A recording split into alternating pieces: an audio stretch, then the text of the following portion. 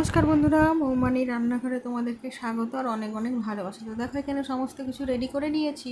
কাঁঠালের বিচি, কচু আর পেঁয়াজটা গ্রেট করেছি, মাছটা ধুয়ে রেডি করে নিয়েছি, আর এখানে দেখো আলুও কেটে নিয়েছি। এবার আমি মাছে লবণ হলুদ মাখিয়ে নিব। আর মাছটা কিন্তু খুব ফ্রেশ ছিল, টাটকা ছিল, রুই মাছ ছিল এটা। হ্যাঁ, রুই মাছই ছিল। তো যাই হোক, আমি লবণ হলুদ মাখিয়ে নিচ্ছি। আর আমি খুব ভালো করে মাছটা লবণ হলুদ মাখিয়ে, এবার দেখো মাখানো কিন্তু আমার কমপ্লিট হয়ে গেছে। এবার আমি কড়াইয়ে সর্ষের তেল গরম করে নিচ্ছি, তেলও দিয়ে দিচ্ছি কড়াইয়ে। আর তেল কিন্তু আমার খুব ভালো করে গরমও হয়ে গেছে। আর মাছগুলো আমি এক এক করে ভেজে নিচ্ছি।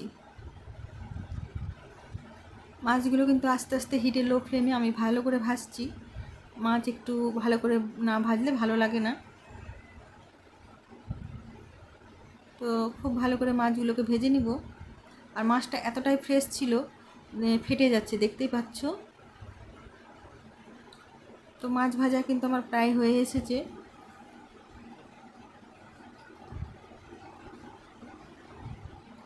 আর মাছটা খেতে কিন্তু খুবই স্বাদ ছিল। এরকম করে যদি একটা পাতলা ঝোল বানানো যায়, গরমের দিনে কিন্তু বেশ ভালোই লাগে। আর বর্ষার সবজি ফ্রিজে যতই রাখো থাকতে চায় না, তার জন্য। আর কচুটা তো একদিনের বেশি রাখাই যায় না, নষ্ট হয়ে যাচ্ছে। আর কাঁঠালের বিচিগুলোও কিন্তু থাকছে না, তার জন্য যতটুকু ছিল সবটাই আমি কচু আর কাঁঠালের বিচিটা কেটে নিয়েছি। দেখো মাছগুলো কিন্তু আমার ভাজা হয়ে গেছে। এক এক করে সব মাছ ভেজে নিব। কিছুটা আমি থালায় তুলে নিয়েছি, আর যে পরপর কিন্তু মাছ আমি কড়াইয়ে ছেড়ে দিয়ে ভেজে নিচ্ছি। খুব ভালো করে ভেজে নিব, বেশি সময় নিব না মাছ ভাজতে। আর বেশি বড় ভিডিও করি না, আমি ছোট ছোট ভিডিও করি। এখানে দেখো থালাতে মাছ তুলে নিয়েছি, আর মাছের মাথা দুটোও কিন্তু ভেজে নিলাম। মাথা খেতে আমি আর মানি খুব পছন্দ করি। এখানে দেখো আলুগুলোকে ভেজে নিচ্ছি মাছের তেলেই। আমাদের মাছের মাথা খেতে কিন্তু খুব ভালোই লাগে। মিশানো তরকারি বলো, এমনি বলো, মুগ ডালে বলো, ছোলার ডালে বলো, মাথা খেতে কিন্তু খুব ভালো লাগে আমাদের। আমি আর আমার মেয়ে খুব পছন্দ করি মাছের মাথা খেতে। আমার বাবু খায় না কাটার জন্য, ও ও বড় বড় পিস পছন্দ করে। আমার মেয়েও বড় মাছের পিস পছন্দ করে। এবার দেখো আলুটাকেও ভেজে নিয়েছি। এবার আমি কচু আর কাঁঠালের বিচিটাকেও ভেজে নিব। আমরা কিন্তু এইভাবেই মাছ মাংস রান্না করি।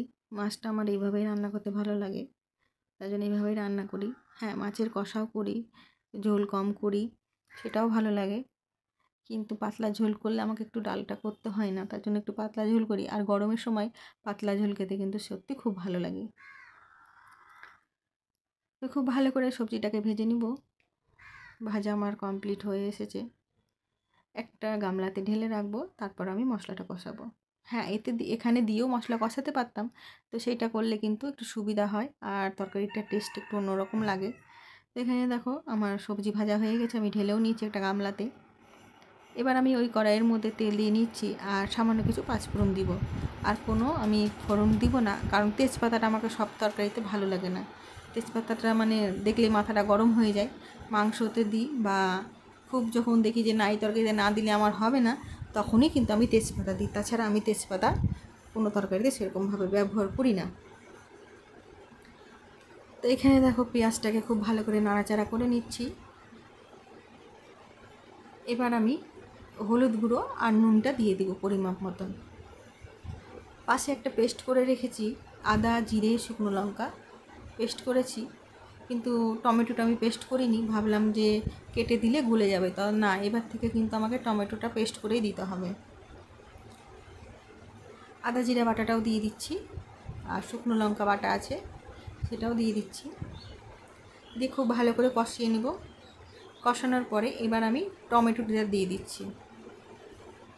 এখনকার টমেটো সেভাবে গলতে চায় না, পেস্ট করে দিলেই মনে হয় ভালো হতো। তো যাই হোক, কিছু করার নেই, যতটুকু গলেছে ততটুকুই সেইভাবেই আমি দিব।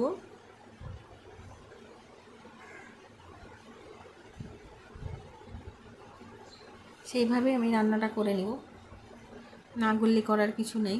বর্ষার সবজি তো, যেমন পটলে জল ছেড়ে দেয়, সেরকম বর্ষার টমেটো। এবার আমার মশলা দেখো কষানো হয়ে গেছে, তেলও ছেড়ে গেছে। এবার আমি ভেজে রাখা সবজিগুলো দিয়ে দিচ্ছি। কিছুক্ষণ মতন আমি নাড়াচাড়া করে নিব। বেশিক্ষণ, মশলা তো আমার কষানোই আছে, সবজি তো ভাজাই আছে। বেশ কিছুক্ষণ আমি 5 থেকে 7 মিনিট মতন আমি মশলার সাথে সবজিটাকে কষিয়ে নিচ্ছি। এবার আমি পরিমাপ মতন জল দিয়ে দিচ্ছি। আজকে আমি গরম জল করার তাল পাইনি, ঠান্ডা জলই দিলাম। যখন যেমন তখন তেমনই দিই, সবসময় যে সব কিছু করতে হবে তার কিন্তু কোনো মানে নেই।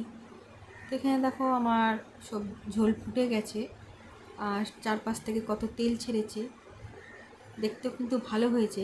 এবার আলু, কচু, কাঁঠালের বিচি সবই কিন্তু আমার সেদ্ধ হয়ে গেছে। এবার আমি মাছ দিয়ে দিব এক এক করে। আজকে যতটা মাছ কেনা হয়েছে সবগুলো রান্না করতে হবে। ঘরে অনেক লোকজন এসেছে, তার জন্য একটু বেশি সবজি হয়েছে। অন্যান্য দিনের থেকেও কিন্তু আজকে একটু বেশি হয়েছে। তো দেখতে কিন্তু সত্যি খুব সুন্দর লাগছে। তোমাদের কেমন লাগছে অবশ্যই কমেন্টে জানিও। ঝোল কিন্তু একদমই কমে গেছে আর সবজিটা কিন্তু বেশি হয়ে গেছে। এবার রান্না কমপ্লিট হয়ে গেছে, ঢেলেও নিয়েছি। তো ভিডিওটা তোমাদের যদি ভালো লাগে অবশ্যই লাইক, কমেন্ট, শেয়ার করো। সাবস্ক্রাইব করতে ভুলবে না। তোমরা সবাই ভালো থাকবে, সুস্থ থাকবে। দেখা হবে পরের একটা ভিডিওতে। ততক্ষণে যেন ভালো থেকো, সুস্থ থেকো।